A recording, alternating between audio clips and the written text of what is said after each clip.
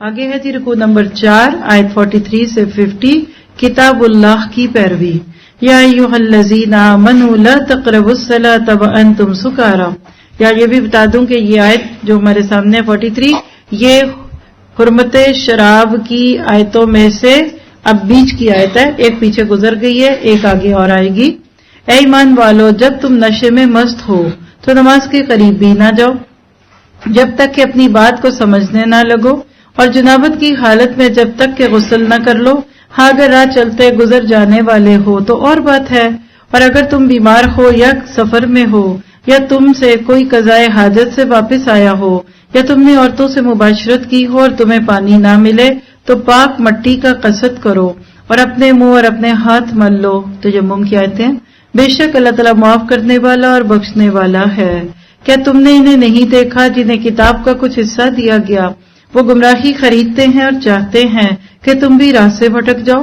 اللہ تعالیٰ تمہارے دشمنوں کو خوب جاننے والا ہے، اور اللہ تعالیٰ کا دوست ہونا کافی ہے اور اللہ تعالیٰ کا مددگار ہونا بھی کافی ہے. بعض شہود کلمات کو ان کی ٹھیک جگہ سے ہیر پھیر کر دیتے ہیں اور کہتے ہیں کہ ہم نے سنا اور نافرمانی کی، اور سن اس کے بغیر کہ تو سنا جائے. یعنی بددعا دیتے تھے نبی کو کہ تیری باتیں نہ سنی جائے، یعنی تو پاپولر نہ ہو، تو مشہور نہ ہو، یہ مراد ہے، اور ہماری رعایت کر. لیکن اس کہنے میں اپنی زبان کو پیچ دیتے ہیں اور دین میں تانا دیتے ہیں. اور اگر یہ لوگ کہتے کہ ہم نے سنا اور ہم نے فرما برداری کی اور آپ سنیے اور ہمیں دیکھیے تو یہ ان کے لیے بہت بہتر اور نہایت ہی مناسب تھا. لیکن اللہ تعالیٰ نے ان کے کفر کی وجہ سے انہیں لعنت کی ہے، بس یہ بہت ہی کم ایمان لاتے ہیں. اے اہل کتاب، ہم نے نازل فرمایا جو اس کی تصدیق کرنے والا ہے جو تمہارے پاس ہے، اس پر ایمان لاؤ، اس سے پہلے کہ ہم چہرے بگاڑ دیں اور انہیں الٹا کر پیٹ کی طرف کر دیں یا ان پر لعنت بھیجیں جیسے ہم نے ہفتے کے دن والوں پر لعنت کی ہے اور اللہ کا کام کیا گیا ہے. یقیناً اللہ تعالیٰ اپنے ساتھ شریک کیے جانے کو نہیں بخشتا. بڑی اہم آیت ہے. شرک کی معافی نہیں ہے جب تک کہ اس سے توبہ نہ کی جائے، اور اس کے سوا جسے چاہے بخش دیتا ہے. اور جو اللہ کے ساتھ شریک مقرر کرے اس نے بہت بڑا گناہ کیا اور بہتان باندھا. کیا آپ نے انہیں نہیں دیکھا جو اپنی پاکیزگی اور ستائش خود کرتے ہیں؟ بلکہ اللہ تعالیٰ جسے چاہے پاکیزہ کرتا ہے. کسی پر ایک دھاگے کے برابر ظلم نہ کیا جائے گا. دیکھو یہ لوگ اللہ تعالیٰ پر کس طرح جھوٹ باندھتے ہیں. یہ حرکت صریح گناہ ہونے کے لیے کافی ہے. کیا پتہ چلا کہ اس پورے حصے میں اللہ تعالیٰ نے ہمیں جو مختلف چیزیں دکھائیں اس میں شریعت کی بہت بڑی بڑی چیزیں ہیں. مثلا آپ دیکھیے کہ ہم نے اس میں وضو کا طریقہ سیکھا، تو عمل کی باتوں میں طہارت کا اہتمام کیجیے. آج چھوٹے بچوں کو پوٹی ٹرین کرتے ہوئے یا اس کو پیمپرز یوز کرتے ہوئے بھی اس چیز کا خیال رکھیے کہ شروع سے اس کو پاکی اور ناپاکی کا فرق پتہ چلے. آپ دیکھیں نا لائف سٹائل چینج ہو گیا ہے. بچہ شروع سے تقریباً 2, 2.5, 3 سال تک گندگی کے ساتھ چپکا رہتا ہے، اس کو پتہ ہی نہیں چلتا. پھر آپ دیکھیے کہ ہمارے ٹوائلٹس بعض دفعہ ایسے بن گئے کہ جس میں یورینیٹ کرنے کے دوران بعض دفعہ چھینٹوں سے انسان نہیں بچ سکتا. پھر اسی طرح سے آپ دیکھیے کہ اور بہت ساری ایسی چیزیں ہیں جو ہماری شریعت نے کھول کھول کے بیان کر دی. لیکن آج وقت کے ساتھ ساتھ ہم ٹیشو پیپر کلچر کو تو پسند کرنے لگ گئے. آج کئی گھروں میں پانی کا اہتمام ہی نہیں ہے. آپ جو چیزیں بہت واضح محسوس کرتے ہیں اسلام اور غیر اسلام میں، وہ پانی کا استعمال ہے. تو لہٰذا بہت ساری سہولتیں اللہ نے ہمارے لیے رکھی ہوتی ہیں، لیکن اس کے باوجود شروع سے بچوں کو طہارت کے فائدے اور اس چیزوں پہ لے کے چلیے. پھر سچ بولیے، راست بازی، ہینکی پینکی نہیں، ٹرکس نہیں، 2+2 کیا ہوتا ہے یہ نہیں، گمراہیوں سے بھی بچنا ہے. اللہ تعالیٰ کی کتاب کو دل سے حق مانیے. ہمیں امپریس ہونا ہے اس کتاب سے، نہ کہ ہم یہ سوچے کہ یہ تو 1400 سال پرانی کتاب ہے، اس کو پڑھنے سے کیا ملے گا. پھر حق اور ناحق کا فرق نوٹ کرنا ہے اور شرک سے بچنا ہے. خاص طور پہ اب دیکھیے کہ اس میں شرک کی بات ہے. صحابہ کرام کی جتنی خوبیاں ابھی تک ہم نے پڑھی، اور آج حضرت فاطمہ رضی اللہ عنہا، ان کے بارے میں دیکھیے کہ سب سے زیادہ سینسٹیو جس چیز کے لیے یہ لوگ تھے یہ شرک تھا. جیسے اسموک ڈیٹیکٹر لگے ہوتے ہیں باہر کی دنیا میں نا، گھروں میں بھی لگے ہوتے ہیں، کچن میں بھی، کیونکہ ان لوگوں کو آگ سے بہت ڈر لگتا ہے. لفٹ کے باہر لکھا ہوتا ہے اس سے زیادہ لوگ نہ بیٹھیں ان کیس آف فائر. آگ لگی تو سٹیئرز لینا، اس ہال میں بیٹھنا، اس کی ایک گنجائش ہے، اس کا ایک ایگزٹ چاہیے ان کو. یہ وہ ساری چیزیں ان کی شو کیا کرتی ہیں کہ ان کو آگ سے ڈر لگتا ہے. آپ اور میں آج امت مسلمہ کے لوگ ہیں، ہمیں اپنی زندگی میں اس چیز کو محسوس کرنا ہے. کتنا پیارا دین ہے، دیکھیے ماشاءاللہ میں کتنے دن ہو گئے پڑھتے ہوئے. کوئی ایک مسئلہ، کوئی ایک حکم آپ کو ان 4-5 پاروں میں ملا جس پہ آپ شرمندہ ہو، جس پہ آپ امبیرسڈ ہو، جس پہ آپ سوچے نہ کوئی غیر مسلم نہ سنے، ہائی اسلام تو دیکھو چوری کی دعوت دے رہا ہے، دیکھو اسلام کہتا ہے لوگوں کو مارو. کچھ بھی نہیں ہے. اگر آپ نے میں نے یہ دین غیروں کو دیا ہوتا، آج 2 بلین 20 بلین میں بدلی ہوتی. پوری دنیا کی آبادی میں فیو پیپل رہ جاتے غیر اسلام پہ. تو اللہ سے دعا کیجئے کہ ہمیں اللہ اس کام کے لیے قبول کرے. اپنی زندگی کا آج سے مقصد بنائیں. میری زندگی کا مقصد تیرے دین کی سرفرازی، میں اسی لیے مسلمان، میں اسی لیے نمازی. یہ جو نان مسلم مسلمانوں پہ ظلم زیادتی کرتے ہیں نا، اس کی وجہ پتہ کیا ہے؟ ریئیکشن ہے کہ تم نے اتنا خوبصورت دین چھپا کے رکھا ہوا ہے. اللہ نے ہمیں ان کے لیے دیا تھا، ہم نے اس کو چھپا کے رکھ لیا، تو اگلا پھر چھینے گا ہم سے. پھر آگے دیکھیے رکوع نمبر 5 ہے 51 سے 59. ٹاپک ہے ہدایت پر کون؟ الم تر الی الذین اوتوا نصیبا من الکتاب. کیا آپ نے انہیں نہیں دیکھا جنہیں کتاب کا کچھ حصہ دیا گیا تھا، جو بت کا اور باطل معبود کا اعتقاد رکھتے ہیں اور کافروں کے حق میں کہتے ہیں کہ یہ لوگ ایمان والوں سے زیادہ راہ راست پر ہیں. یہی وہ لوگ ہیں جنہیں اللہ نے لعنت کی ہے، اور جسے اللہ لعنت کر دے تو اس کا کوئی مددگار نہ پائے گا. کیا ان کا کوئی حصہ سلطنت میں ہے؟ اگر ایسا ہو تو پھر یہ کسی کو ایک کھجور کی گٹھلی کے شگاف کے برابر بھی کچھ نہ دیں. یا یہ لوگوں سے حسد کرتے ہیں اس پر جو اللہ نے اپنے فضل سے انہیں دیے. پس ہم نے تو آل ابراہیم کو کتاب اور حکمت بھی دی اور بڑی سلطنت بھی عطا فرمائی. پھر ان میں سے بعض نے اس کتاب کو مانا اور بعض اس سے رک گئے، اور جہنم کا جلانا کافی ہے.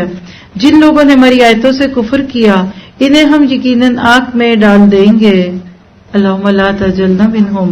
جب ان کی کھالیں پک جائیں گی ہم ان کے سوا اور کھالیں بدلیں گے تاکہ وہ عذاب چکتے رہیں. یقیناً اللہ تعالیٰ غالب حکمت والا ہے. اور جو لوگ ایمان لائے اور شائستہ عمل کیے ہم ان قریب انہیں ان جنتوں میں لے جائیں گے جن کے نیچے نہریں بہہ رہی ہیں، جن میں وہ ہمیشہ ہمیشہ رہیں گے. ان کے لیے وہاں صاف ستھری بیویاں ہوں گی اور ہم انہیں گھنی چھاؤں اور پوری راحت میں لے جائیں گے. اللہ تمہیں تاکیدی حکم دیتا ہے کہ امانت والوں کی امانتیں انہیں پہنچا دو، اور جب لوگوں کا فیصلہ کرو تو عدل اور انصاف سے فیصلہ کرو. یقیناً وہ چیز بہتر ہے جس کی نصیحت تمہیں اللہ کرتا ہے. بے شک اللہ سنتا ہے، دیکھتا ہے. یا ایھا الذین آمنوا، اے ایمان والو فرما برداری کرو اللہ کی اور فرما برداری کرو رسول کی اور تم میں سے اختیار والوں کی. پھر اگر کسی چیز میں اختلاف کرو تو اسے لوٹاؤ اللہ تعالیٰ کی طرف اور رسول کی طرف.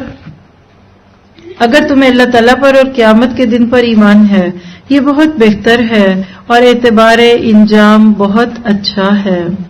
یہ بھی بہت اہم حصہ تھا قرآن کا سورۃ نساء میں. یہاں آپ کو اطیع اللہ اور اطیع رسول کی بات ملے گی. اولو الامر کی بات آپ نے ابھی پڑھی ہے. جو بھی کسی جگہ کی مینجمنٹ کے لوگ ہوں، جو بڑے ہوں، اس میں حکمران بھی آتے ہیں، اس میں علماء کرام بھی آتے ہیں. دوسری بات آپ دیکھیے کہ صحابہ کرام کی جو خوبیاں تھی اس میں ایک کیا تھی کہ امانتوں کا بڑا خیال کرتے تھے. چیز ہو یا عہدہ ہو اس کا حق ادا کرتے تھے، پھر انصاف پہ قائم رہتے تھے. آیت 58 سے یہ پتہ چلتا ہے. آیت 59 سے پتہ چلتا ہے کہ رسول اللہ صلی اللہ علیہ وسلم اور اللہ کی اطاعت کے بعد صحابہ کرام اپنے امیر کی اطاعت کرتے تھے. اللہ کے نبی سفر میں بھی کسی ایک کو بڑا بنا دیتے تھے. فرمایا تم میں سے 3 لوگ سفر کرے تو ایک کو بڑا بنا لے. تو اسلام جو ہے نا یہ دن میں 5 وقت کی فرض نمازوں میں بھی ہمیں یہی سکھاتا ہے کہ تم نے امیر کی اطاعت کیسی کرنی ہے. اور اتنی ہی آج ہمارے اندر لیڈرشپ کی کمی ہے. ایک ایسا دین جس میں دن میں 5 دفعہ لوگوں کو جمع کیا جائے اور ایک کال پہ جمع کیا جائے، حی علی الصلاۃ، حی علی الفلاح. ایک دفعہ ایک نان مسلم کے ساتھ کوئی مکالمہ تھا کسی مسلمان کا، تو اس نے اس کو بولا کہ کسی جگہ پہ اگر 1,00,000 لوگ ہوں اور سب اپنے اپنے کاموں میں ان کو گیدر کرنا ہو تو کتنا ٹائم لگے گا؟ تو اس نے کہا کہ اس میں تو 7-8 گھنٹے لگ جائیں گے. اس نے کہا کہ وہ سارے ایک دوسرے کی زبان بھی نہیں سمجھتے. کہنے کا پھر اٹس ناٹ پاسبل. اس نے کہا اچھا ٹھیک ہے. پھر اس نے ویڈیو چلائی حرم کی، لوگ اپنے کاموں میں گھوم رہے ہیں پھر رہے ہیں، اتنے میں اذان ہوتی ہے، دکانوں کے شٹر بند ہوتے ہیں، اور جو ہی اقامت ہے تو وہ بکھری ہوئی ساری طواف کی اور اندر لوگوں کی جو صفیں تھی وہ روز میں بدل گئی. ایک اقامت کے دوران کئی لاکھ لوگ سیدھی لائنوں میں کھڑے ہو گئے، کان بنجان مرصوص. مسلمان ہو گیا شخص یہ عمل دیکھ کر کہ جس دین کی ایک کال پہ اتنی بھیڑ ایک بڑے آرگنائز گروہ میں بدل گئی، اس میں کتنا حسن ہوگا. آج ہمارے اندر لیڈرشپ کی طرح ہر بندہ لیڈر ہے، ہر بندے کو بڑا بننا ہے، فالوور بننا بڑا مشکل لگتا ہے. ہم رونت کے ساتھ نہ بھی صحیح غیر محسوس طریقے سے بڑا بننا چاہتے ہیں. اللہ نے اس آیت میں 59 میں بتا دیا کہ صحابہ کرام کی اطاعت بے مثال تھی. اپنے ہر معاملے اور تنازع کو قرآن سنت سے حل کرتے تھے. پھر آپ کے میرے لیے عمل کے نقطے کیا ہیں ان آیات میں؟ نمبر 1 اللہ کی آیت کو ماننا، نیک عمل کرنے، امانتیں حقداروں کے سپرد کرنی ہے، جھگڑوں میں فیصلے کے لیے قرآن و سنت سے رجوع کرنا ہے، اللہ رسول اور ذمہ داران کی اطاعت کرنی ہے، اور جہاں بھی موقع بنے لوگوں میں عدل سے فیصلے کرنے ہیں انشاءاللہ. آپ دیکھ رہے کہ اسلام کتنا ڈسپلن اور مہذب ریلیجن ہے. اللہ کرے کہ ہم اس خوبصورت دین کو دوسروں کو دکھا سکے. اس کے بعد ہے جی رکوع نمبر 6 آیت 60 to 70.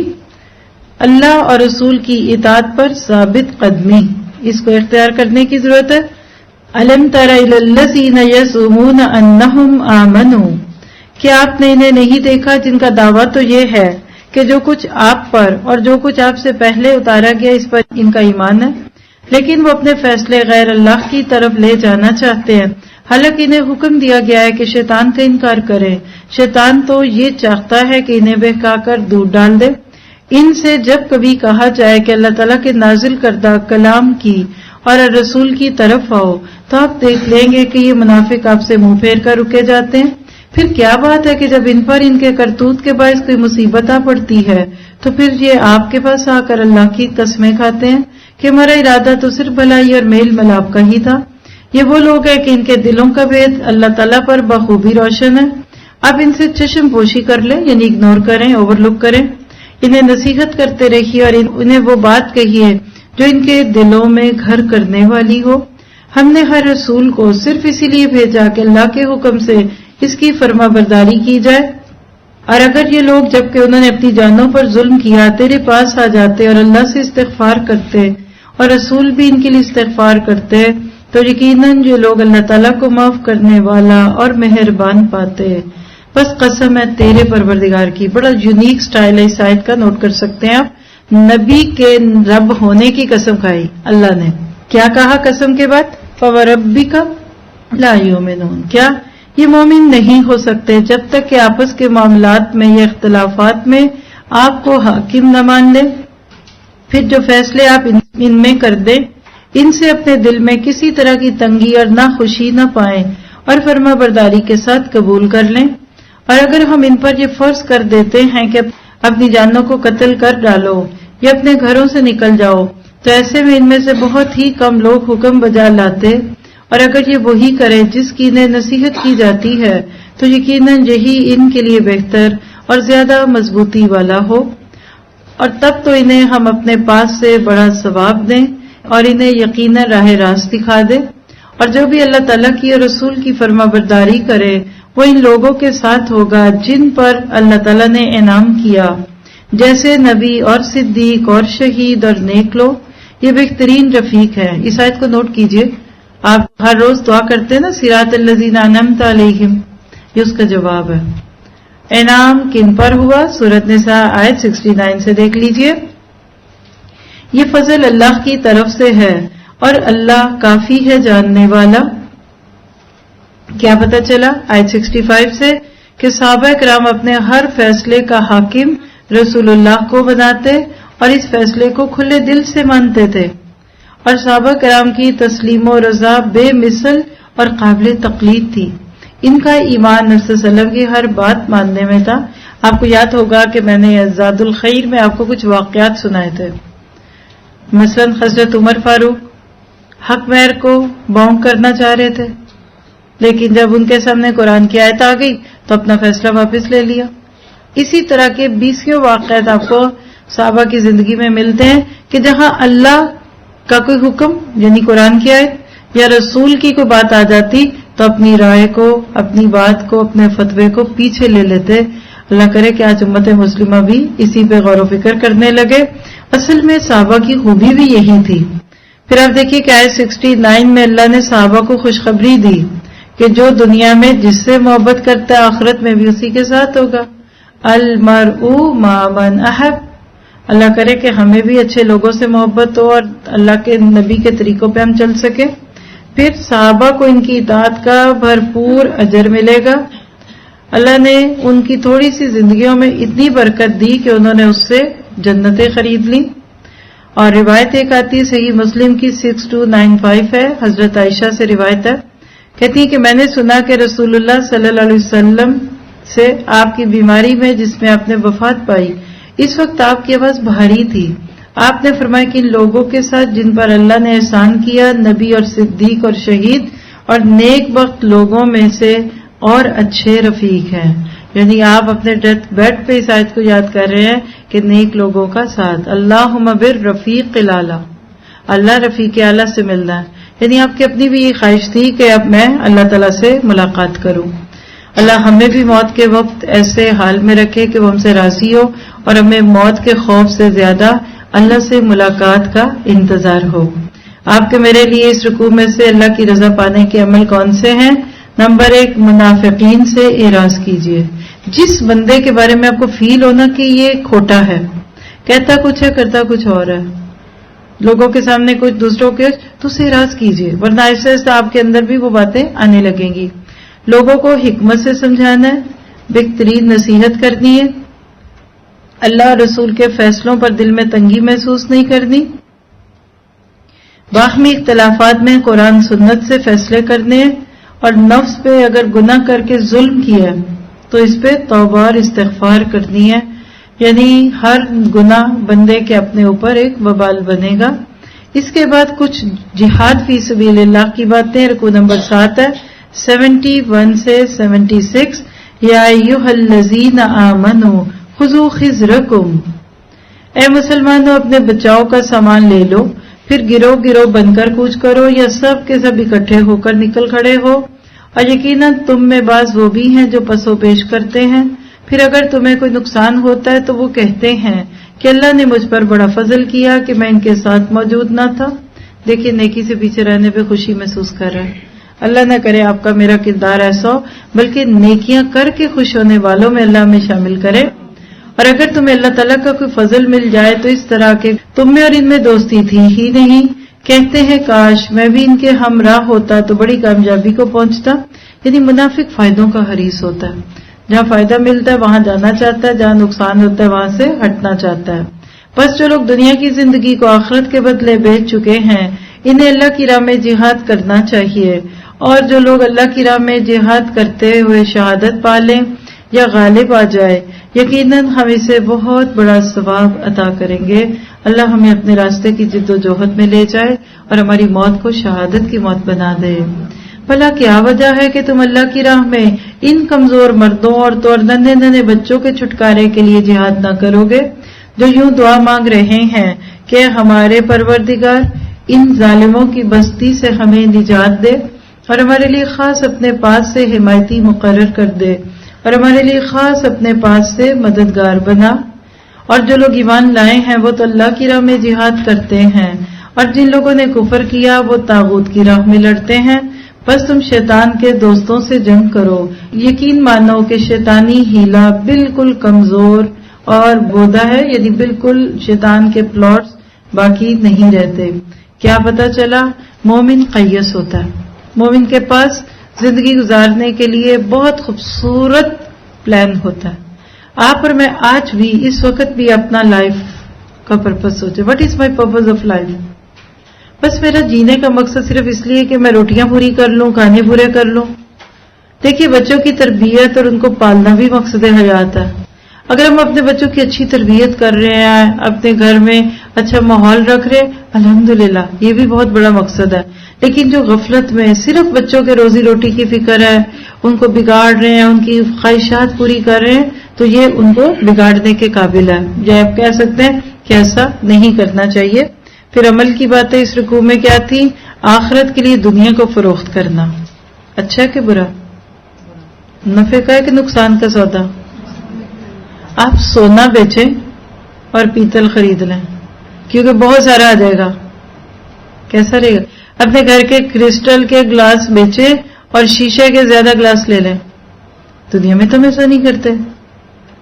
4 دن کی دنیا، پھر اندھیری راتیں، کیا بنے گا اس دن؟ پھر مقابلے کے لیے تیار رہنا ہے. یعنی مومن نڈر ہوتا ہے، ڈرتا نہیں ہے کسی سے. اور جہاد فی سبیل اللہ کے ہر اینگل کو اپنی زندگی میں لانے کی کوشش کرنی ہے. آخرت بہتر ہے اور باقی رہنے والی ہے، اس لیے ہم نے آخرت کو پانے کے لیے، اس میں خیر کے لیے زندگی میں اچھے کام کرنے ہیں، شیطان کے ساتھیوں سے لڑنا ہے اور اللہ کی راہ میں شہید ہونے کی خواہش کرنی ہے. آپ دیکھیں گے کہ آہستہ آہستہ خود بخود بندے کا قبلہ بدلنے لگ جاتا ہے. آگے ہے رکوع نمبر 8 آیت 77 سے 87، درگزر کرنے کا حکم. الم تر الی الذین قیل لہم کفوا ایدیکم. اور اس کو نوٹ کیجئے گا، یہ آیت بڑی اہم ہے. مکی دور میں ہتھیار اٹھانے کی اجازت نہیں دی گئی، حالانکہ پرسیکویشن بھی تھی، ظلم بھی تھا، بربریت بھی تھی، سب کچھ تھا. لیکن اللہ نے کیا کہا؟ کیا تم نے انہیں نہیں دیکھا جنہیں حکم کیا گیا تھا کہ اپنے ہاتھوں کو روکے رکھو اور نمازیں پڑھتے رہو اور زکوٰۃ ادا کرتے رہو؟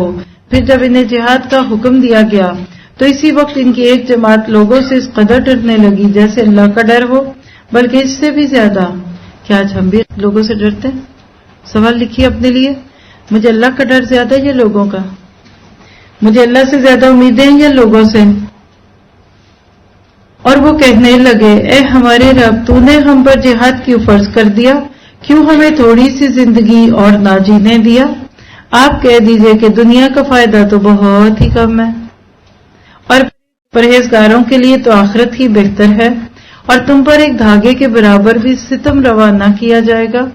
تم جہاں کہیں بھی ہو، اینما تکونوا یدرککم الموت، تم جہاں کہیں بھی ہو موت تمہیں آ کر پکڑے گی. وہ تم مضبوط قلعوں میں ہو، اور اگر انہیں کوئی بھلائی ملتی ہے تو کہتے ہیں کہ یہ اللہ تعالیٰ کی طرف سے ہے، اور اگر کوئی برائی پہنچتی ہے تو کہہ اٹھتے ہیں کہ یہ تیری طرف سے ہے. انہیں کہہ دو کہ یہ سب کچھ اللہ کی طرف سے ہے. انہیں کیا ہو گیا کہ کوئی بات سمجھنے کے قریب بھی نہیں. تجھے جو بھلائی ملتی ہے وہ اللہ کی طرف سے ہے، اور جو برائی پہنچتی ہے وہ تیرے اپنے نفس کی طرف سے ہے. ہم نے تجھے تمام لوگوں تک پیغام پہنچانے والا بنا کر بھیجا، اور اللہ تعالیٰ گواہ کافی ہے. اس رسول کی جو اطاعت کرے اسی نے اللہ تعالیٰ کی فرما برداری کی، اور جو منہ پھیرے تو ہم نے آپ کو ان پر کچھ نگہبان بنا کر نہیں بھیجا. یعنی یہ اپنے اعمال کے خود ذمہ دار ہیں. یہ کہتے تو ہیں کہ اطاعت ہے، پھر جب آپ کے پاس سے اٹھ کر باہر نکلتے ہیں تو ان میں سے ایک جماعت جو بات آپ نے یا اس نے کہی ہے اس کے خلاف راتوں کو مشورہ کرتی ہے. اس کی راتوں کی بات چیت اللہ لکھ رہا ہے، تو آپ ان سے منہ پھیر لیں اور اللہ پر بھروسہ رکھیں. اللہ تعالیٰ کافی کارساز ہے. کیا یہ لوگ قرآن میں غور نہیں کرتے؟ اس کو ہائی لائٹ کیجیے. افلا یتدبرون القرآن. اگر یہ اللہ کے سوا کسی اور کی طرف سے ہوتا تو یقیناً اس میں بہت کچھ اختلاف پاتے. کیا قرآن میں ان 5 پاروں میں آپ نے کوئی اختلافی بات پڑھی؟ ایک ہی بات، حالانکہ 23 سال میں نازل ہوا. اس میں تو بندے کا انٹلیکٹ چینج ہو جاتا ہے. لیکن چونکہ یہ اللہ کا کلام ہے، سیکوینس، ہارمنی ہے اس میں. فرمایا جہاں انہیں کوئی خبر امن کی یا خوف کی ملی انہوں نے اسے مشہور کرنا شروع کر دیا. حالانکہ اگر یہ لوگ اسے رسول کے اور اپنے حق میں ایسی باتوں کی تہ تک پہنچنے والوں کے حوالے کر دیتے تو اس کی حقیقت وہ لوگ معلوم کر لیتے جو نتیجہ اخذ کرتے ہیں. اور اگر اللہ تعالیٰ کا فضل اور اس کی رحمت تم پر نہ ہوتی تو سوائے چند لوگوں کے تم سب شیطان کے پیروکار بن جاتے. کتنی بڑی بات ہے. یہ تو اللہ کا شکر ہے کہ اس نے بچایا ہوا ہے. تو کہیے اللہ تعالیٰ ہمیں شیطان سے مرتے دم تک بچا کے رکھنا. تو اللہ کی راہ میں جہاد کرتا رہے. تجھے صرف تیری ذات کی نسبت حکم دیا جاتا ہے. ہاں ایمان والوں کو رغبت دلاتا رہے. بہت ممکن ہے کہ اللہ تعالیٰ کافروں کی جنگ کو روک دے، اور اللہ تعالیٰ سخت قوت والا ہے اور سزا دینے میں بھی سخت ہے. جو شخص کسی نیکی یا بھلے کام کی سفارش کرے اس سے بھی اس کا کچھ حصہ ملے گا، اور جو برائی اور بدی اور برائی کی سفارش کرے اس کے لیے بھی اس میں ایک حصہ ہے. اور اللہ تعالیٰ ہر چیز پر قدرت رکھنے والا. یہ آیت کس کے بارے میں ہے؟ آپ سب کے بارے میں ہے. آپ دیکھیے کہ آپ سب یہاں جو پہنچے ہیں کسی کے کہنے یا بتانے پہ پہنچے ہیں نا. آپ کو کیسے پتا چلا کہ اس گھر میں دورہ قرآن ہو رہا ہے؟ یا کوئی فلائر دیکھا ہوگا، کوئی سوشل میڈیا پہ پوسٹ آئی ہوگی، یا آپ میں سے کسی کو کسی نے بلایا ہوگا. بس یہ آیت ہے. بتانے والا شاید خود نہ آیا ہو. آپ کا یہاں بیٹھنا، سننا، تھکنا، نیند آنا، کمر دکھنا، ان کو اس سب میں بغیر کچھ کیے اجر پورا مل رہا ہے. کتنا آسان ہے دوسرے کو نیکی کی دعوت دے کر اس کی نیکیوں میں حصے دار بننا. اس کے برعکس برے کام کی بات کر کے اپنے لیے گناہ جاریہ رکھنا. تو اپنے لیے صدقہ جاریہ کمائیں. گناہ جاریہ نہیں، صدقہ جاریہ. صرف ایک، آپ جتنے لوگ یہاں آج بیٹھے ہوئے نا، چلے کچھ چیئرز تو خالی ہیں نا، صرف ایک کو کل ساتھ لے آئے. کوئی ایک آ جائے. آپ کے ہمیں ہوم ورک ملا، ہم نہیں ہونا. آپ اپنی لسٹوں کو بتا دیں، آپ ان کو بتا دیں جو سن رہے ہیں، اپنا فیڈ بیک دے دیں. دیکھیے جب آپ بار بار لوگوں سے کہتے ہیں نا آنا آنا، لوگ نہیں آئیں گے. کہیں گے یہ کیوں ہمیں فورس کر رہے ہیں، کمپیل کر رہے ہیں، ماسے کر رہے ہیں. اپنا شیئر کرتے ہیں. آپ کسی کو کہتے ہیں کھانا کھا لو، وہ کہتے بھوک نہیں. میاں صاحب ہیں، آپ نے کہتے کھانا کھا لیں، وہ کہتے بھوک نہیں بھوک نہیں. آپ ایک سے دو بار کہیں گے وہ چڑھیں گے، بھائی مجھے بھوک نہیں ہے. آپ کیا کریں؟ انہیں کہنا اچھا میرے ساتھ بیٹھ جائے، میں کھانے لگی ہوں. آپ جو ہی آپ نے دم کھولا، پلاؤ کی خوشبو آئی، آپ نے ان کو نہیں اب کہنا. اور جو ہی آپ نے قورمے کا ڈھکن کھولا اور آپ نے دال کھولی، بھنڈیاں کھولی، اب کیا ہوگا؟ آپ کو پتہ بھی نہیں چلے گا، وہ چپکے سے آپ کے ساتھ کھانا شروع ہو جائیں گے. آپ کا اپنا ٹیسٹ دوسروں کو جاتا ہے اور غیر مخصوص طریقے سے. ہمارے پاس اتنی روایتیں ہیں اس چیز کی، خاص طور پہ کورونا کے دنوں میں. اب جب گھروں سے دورہ قرآن ہوا، ہم نے کہاں سے کیا، کیسے رہا، اللہ کا شکر ہے ہوا سب کچھ. ایک دن فارغ نہیں بیٹھے ہم لوگ، بلکہ جتنا کام کورونا کے 2 سالوں میں ہمارے اپنے نور القرآن کے پلیٹ فارم میں ہوا ہے اسے پچھلے 10 سال میں نہیں ہوا تھا. اور اس کے بعد تو جنگل کی آگ کی طرح ہی قرآن پھیل گیا. گھروں میں گیا، مردوں نے سن لیا، عورتیں سن رہی تھی، مردوں نے سنا، بچوں نے سنا. یعنی اتنی اس کی خیر گھروں میں آئی کہ اللہ اکبر.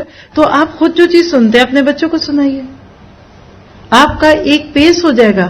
کتنا اچھا لگتا ہے 2 لوگ گھر میں، بہو ساس بہو ایک ہی چیز سن رہی ہیں، دونوں کھانے کی ٹیبل پہ باتیں. ہمارے یہاں کئی ایسی روایتیں کہ ایک ہی کلاس میں ساس بھی ہے تو بہو بھی ہے، کھڑے ہو کے گواہی دے دیتی ہیں اس بات کی کہ ہمارے تعلقات اچھے ہو گئے. سگی بہنیں بھی ہیں جن میں ہر وقت رکاوٹ لگی رہتی ہے. تو یہ جو نا نیکی کی سفارش، یہ بہت قیمتی ہے. اس سے کچھ کیے بغیر آپ کا حصہ ہوتا ہے. کوئی ایک تو ایسا ہوگا نا جس کا آپ صدقہ جاری ہیں. کسی ایک نے آپ کو کبھی قرآن کی طرف بلایا ہوگا، اب وہ قبروں میں ہوں گے یا ہیں پتہ نہیں کہاں ہیں، لیکن آپ کی ہر نیکی ان کے ساتھ ہے. تو اللہ تعالیٰ ہمیں حرص دے دے کہ ہم نیکیوں میں بڑھ چڑھ کر حصہ ڈالنے والے بنے. آگے کیا ہے؟ اور جب تمہیں سلام کیا جائے تو تم اس سے اچھا جواب دو. یہ نہیں کہ ہاں ٹھیک ہے سلام اوکے، نہ اسمائل، نہ ایکسپریشنز، نہ فیلنگز. تو سلام کا جواب کیسے دینا چاہیے؟ کروں آپ کو سلام؟ السلام علیکم ورحمۃ اللہ. کوئی اتنی محبت نہیں ہے ابھی. السلام علیکم ورحمۃ اللہ. تھوڑی تھوڑی جاگی ہے ابھی، لیکن آپ دیکھتے کہ ہمارے فیلنگ ایکسپریشن سے بھی پتہ چلتا ہے نا. تو یہاں سلام کرنا سکھایا جا رہا ہے آپ کو. مجھے فرمایا کہ جب تمہیں سلام کیا جائے تو اس سے اچھا جواب دو اور یا انہی الفاظ کو لوٹا دو. بلا شبہ اللہ تعالیٰ ہر چیز کا حساب لینے والا ہے. اللہ وہ ہے جس کے سوا کوئی معبود نہیں، وہ تم سب کو یقیناً قیامت کے دن جمع کرے گا جس کے آنے میں کوئی شک نہیں. اللہ تعالیٰ سے زیادہ سچی بات والا اور کون ہوگا؟ جواب دے، کوئی بھی نہیں ہوگا۔ تو کیا پتا چلا آیت 77 سے کہ صحابہ کرام بہت دور اندیش تھے، ہر حال میں اللہ اور اس کے رسول کے احکامات پہ راضی رہتے اور عمل کرنے کے لیے تیار رہتے۔ وہ دنیا کے تھوڑے سے فائدوں پر نہیں ریجھتے تھے، ان کی نظر ہمیشہ آخرت کے اور بڑے فائدے پہ ہوتی تھی۔ ہم دنیا کے معاملے میں تو بہت کچھ چاہتے ہیں، حل من مزید، ڈو یو ہیو سم مور، الہاکم التکاثر، اور آخرت پہ ہم کے کانٹینٹ، مطمئن، چلو نا کچھ تو کر رہے ہیں، چلو some thing is better than nothing. نہیں، لکھیے اس پورے رکوع میں سے عمل کی باتوں میں پہلی بات اپنی نیکیوں پہ مطمئن نہیں ہونا،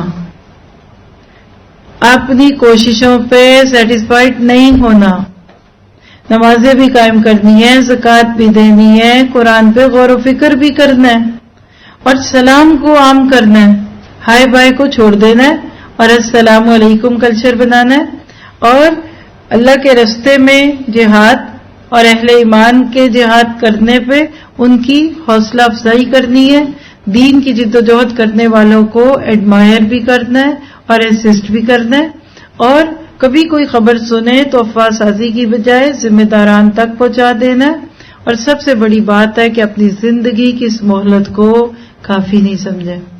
لوگ بہت کچھ کر کے دنیا سے گئے، اللہ ہم سے بھی کچھ کروا لے۔ پھر آگے رکوع نمبر 9 88 سے 91 ٹاپک ہے اسلام کے موقف پر استقامت اختیار کرو۔ فما لکم فی المنافقین فئتین، اور یہاں ایک دوسرا بھی آپ کو انداز بتا دو ان آیتوں کا، منافقین کی باتیں ہیں، یہاں بڑا اسٹرانگ حصہ ہے یہ سورۃ نساء کا، قول اور فعل کے تضاد کے ساتھ جب بندہ نیکیاں کرتا ہے تو عموماً وہ فائدے سے زیادہ نقصان دیتی ہیں۔ کیسے؟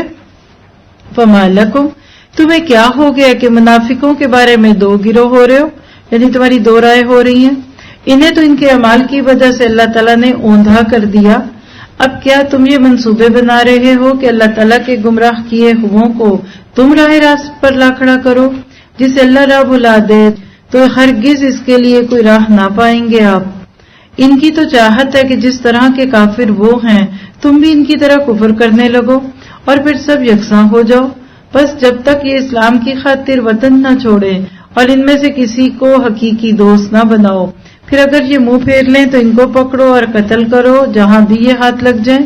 خبردار ان میں سے کسی کو اپنا رفیق اور مددگار نہ سمجھ بیٹھنا، سوائے ان کے جو اس قوم سے تعلق رکھتے ہوں جن سے تمہارا معاہدہ ہو چکا ہے، یا وہ جو تمہارے پاس اس حالت میں آئے کہ تم سے جنگ کرنے سے بھی تنگ دل ہے۔ یہ آپ کہہ لیں کہ مسلمانوں کی فورن پالیسی ہم پڑھ رہے ہیں اس وقت، خارجہ پالیسی، کہ کیسے لوگوں سے تعلقات رکھنے ہیں، ہر بندے سے اس کے معاملے کے مطابق۔ فرمایا اور اپنی قوم سے بھی جنگ کرنے میں تنگ دل ہیں، یعنی جن سے تمہارا معاہدہ ہو چکا ہے یا جو تمہارے پاس اس حالت میں آئے کہ تم سے جنگ کرنے سے بھی تنگ دل ہے اور اپنی قوم سے بھی جنگ کرنے میں تنگ دل ہے، اور اگر اللہ چاہتا تو انہیں تم پر مسلط کر دیتا اور وہ تم سے یقیناً جنگ کرتے۔ بس اگر یہ لوگ تم سے کنارہ کشی اختیار کر لیں اور تم سے لڑائی نہ کریں اور تمہاری جانب صلح کا پیغام ڈالیں تو اللہ تعالیٰ نے تمہارے لیے ان پر کوئی راہ لڑائی کی نہیں رکھی۔ تم کچھ اور لوگوں کو ایسا بھی پاؤ گے جن کی بظاہر چاہت ہے کہ تم سے بھی امن میں رہیں اور اپنی قوم سے بھی امن میں رہیں، لیکن جب کبھی فتنہ انگیزی کی طرف لوٹائے جاتے ہیں تو اندھے منہ اس میں ڈال دیے جاتے ہیں۔ بس اگر یہ لوگ تم سے کنارہ کشی نہ کریں اور تم سے صلح کا سلسلہ جانبدانی نہ کریں، یعنی تم سے صلح کا سلسلہ باقی نہ رکھیں اور اپنے ہاتھ نہ روک لیں، تو انہیں پکڑو اور مارو جہاں کہیں بھی پاؤ، یہی وہ ہیں جن پر ہم نے تمہیں ظاہر حجت عنایت فرمائی۔ یاد رکھیے یہ ساری آیتیں ایک خاص کانٹیکس میں ہیں، صرف ترجمے سے اس پہ کوئی کمنٹ نہ کریے گا۔ ایسی آیتوں کو آؤٹ آف کانٹیکس پیش کر کے لوگ اسلام کو بدنام کرتے ہیں، تو یہ پیچھے جنگیں ہیں، اس میں سرکمسٹانسز ہیں، ہم چونکہ اس وقت صرف تھورولی اس کو سمجھنا چاہ رہے ہیں، عمل کی باتیں اس میں سے یہ لے لیجئے کہ اللہ کی رہنمائی میں چلنا ہے، نفاق سے بچنا ہے، قول و فعل کے تضاد سے بچنا ہے، منافقین کے اعمال کی جو سزا ملے گی اس کا یقین رکھتے ہوئے خود کو ان ساری چیزوں سے روکنا ہے، اور اگر منافقین آپ کے ساتھ دوگلی پالیسی اختیار کریں تو ان سے کیئرفل رہنا ہے. اگر صلح کرنا چاہیں تو ظلم نہیں کرنا، فتنوں سے بچنا ہے اور آپس میں صلح صفائی سے رہنا ہے جس حد تک رہ سکے، اور دل میں منافقت سے کراہت محسوس کرنی ہے. نفاق بہت کھوٹی چیز ہے. ایسا شخص بظاہر تو بڑا اچھا بنتا ہے لیکن وہ پہلے سے بھی دوسروں سے بھی